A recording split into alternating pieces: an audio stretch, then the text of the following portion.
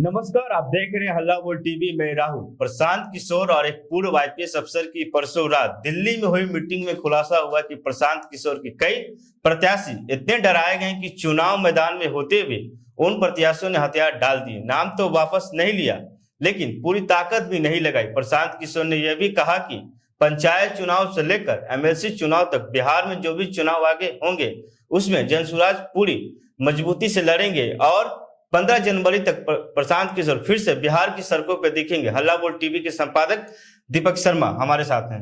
देखिए, यह जो बातचीत हुई है, आईपीएस अधिकारी जयप्रकाश सिंह जेपी सिंह, जो हिमाचल प्रदेश के पूर्व हिमाचल प्रदेश कैडर के एडीजी रहे हैं, पूर्व आईपीएस अधिकारी रहे हैं, उनके बीच और प्रशांत किशोर के बीच जयप्रकाश सिंह, पूर्व आईपीएस अधिकारी जयप्रकाश सिंह परसों रात मिलने गए थे प्रशांत किशोर से उनके आवास, और वहां उन्होंने 1.5 से 2 घंटे प्रशांत किशोर और पूर्व आईपीएस अधिकारी जयप्रकाश सिंह के बीच मीटिंग हुई।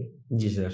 जयप्रकाश सिंह छपरा से कैंडिडेट थे जनसुराज के, और चुनाव लड़ने के लिए उन्होंने आईपीएस की नौकरी छोड़ दी थी, एडीजी की नौकरी छोड़ दी थी। जी सर।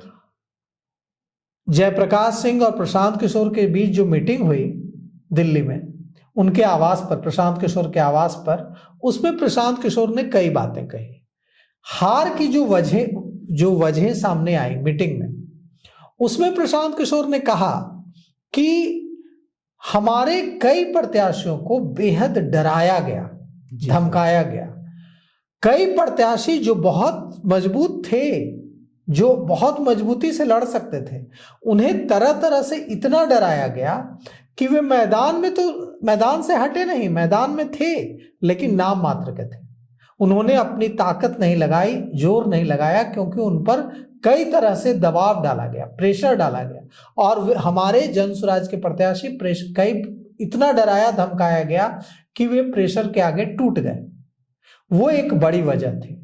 और यह भी कहा प्रशांत किशोर ने कि 15 जनवरी से वे फिर से बिहार की सड़कों पर उतरेंगे, और यह भी कहा प्रशांत किशोर ने कि चाहे पंचायत चुनाव हो या एमएलसी चुनाव हो, हर चुनाव में, चाहे वो स्नातक एमएलसी चुनाव हो, शिक्षक एमएलसी चुनाव हो, जनसुराज पूरी मजबूती से लड़ेगा।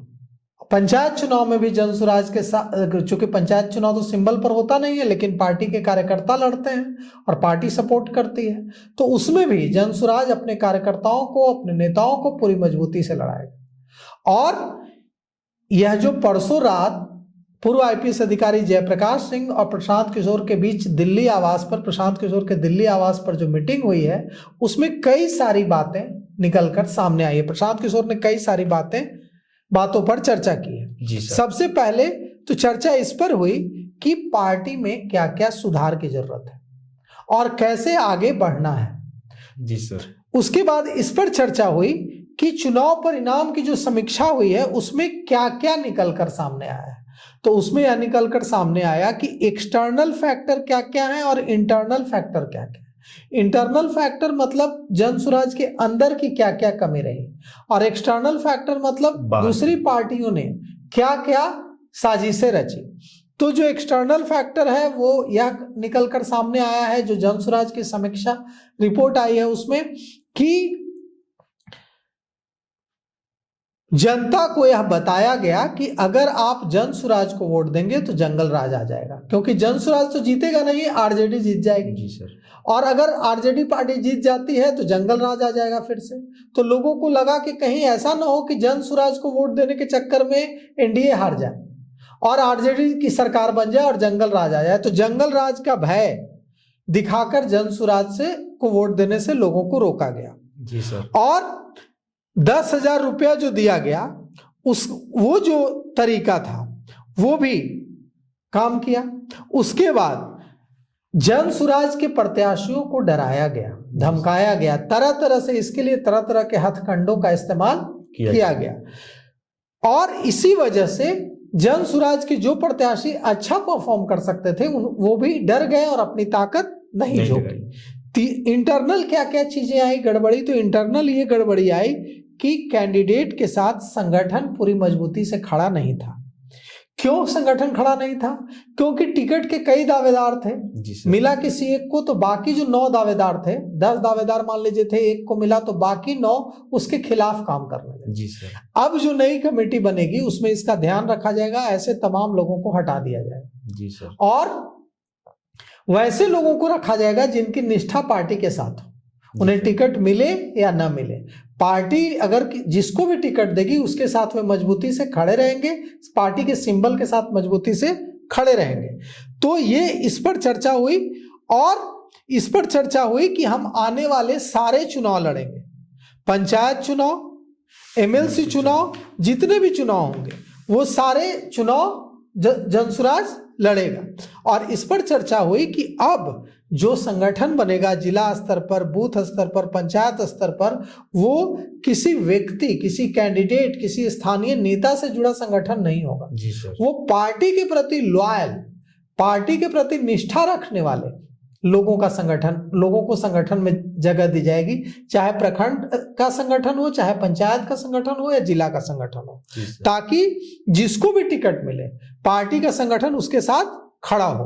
अभी कहा जा रहा है कि प्रशांत किशोर 14 को एक बड़ी प्रेस कॉन्फ्रेंस कर सकते हैं पटना में, और 15 जनवरी से प्रशांत किशोर फिर से बिहार की सड़कों पर उतरेंगे और वे लोगों को बताएंगे कि देखिए जिस पार्टी को आपने वोट दिया वो पार्टी अब आप वोट लेने के बाद आपके घरों को तोड़ रही है। जी सर। वो पार्टी, उस पार्टी ने वादा किया था कि आपको 2 लाख रुपए देंगे और अब कह रही है कि जिसका बिजनेस अच्छा चलेगा उसको 2 लाख देंगे। जी सर।